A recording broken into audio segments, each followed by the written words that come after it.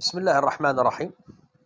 الحمد لله رب العالمين، والصلاة والسلام على سيدنا حبيبنا محمد خاتم الأنبياء والمرسلين وعلى آله وصحبه أجمعين. أما بعد، في هذه الذكرى العزيزة والعترة نحتفل بمرور 17 عاما على تأسيس المنظمة العالمية لخريج الأزهر.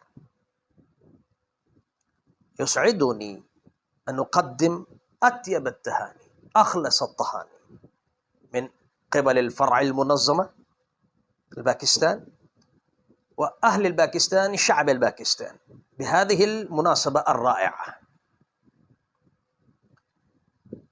لا شك فيه أن المنظمة العالمية لخريج الأزهر بقيادة فضيلة الإمام الأكبر الشيخ أحمد طيب حفظه الله شيخ الأزهر الشريف، بقيادته تبعا أن المنظمة قد أثبتت خلال السنوات الماضية أنها الصلة، رابطة، علاقة وطيدة بين الأزهريين في شتى أنحاء العالم، التي تجمعهم على كلمة الحق وتوحد جهودهم لنشر قيم الإسلام ولنشر فكر الوسط المعتدل في كل مكان في كل عالم.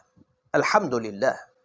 ولا شك فيه أيضا أن المنظمة قد نجحت في تعزيز الوعي الديني الصحيح لدى الشباب والشعب والمجتمعات من خلال المؤتمرات والندوات والبرامج الدينية والورشة العمل وإلى غير ذلك. وأعدت سفراء الأمن والسلام في كل عالم، أعدت سفراء للأمن والسلام. وفي هذه المناسبة العظيمة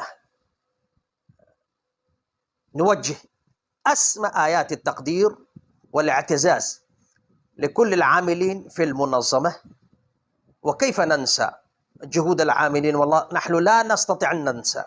بهذا السبب نحن نسمن جهودهم المخلصة في حمل رسالة الأزهر الشريف ونقلها للعالم.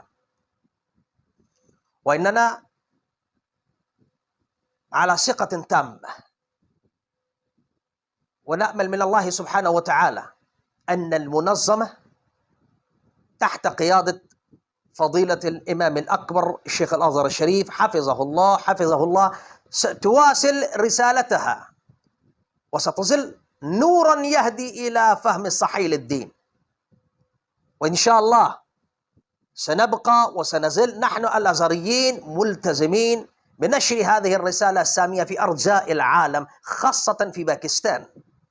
فمنذ 10 سنوات يواصل فرع المنظمة في باكستان العمل بالاجتهاد والإخلاص لنشر قيم الأزهر ورسالة عبر الجامعات والمؤسسات الحكومية لنكون جزءا من الأزهر الشريف. نسأل الله سبحانه وتعالى أن يبارك في جهود المنظمة العالمية لخريج الأزهر في كل العالم، ونسأل الله عز وجل أيضا أن يحفظ الأزهر الشريف، يحفظ الأزهر الشريف من كل شر، من كل مكر، ويحفظ المنظمة العالمية لخريج الأزهر وشيخ الأزهر الشريف الرئيس المنظمة العالمية الجديد أستاذ دكتور عباس شومان، وأن يوفقنا جميعا لما فيه رفعة الإسلام والمسلمين. والسلام عليكم ورحمة الله وبركاته.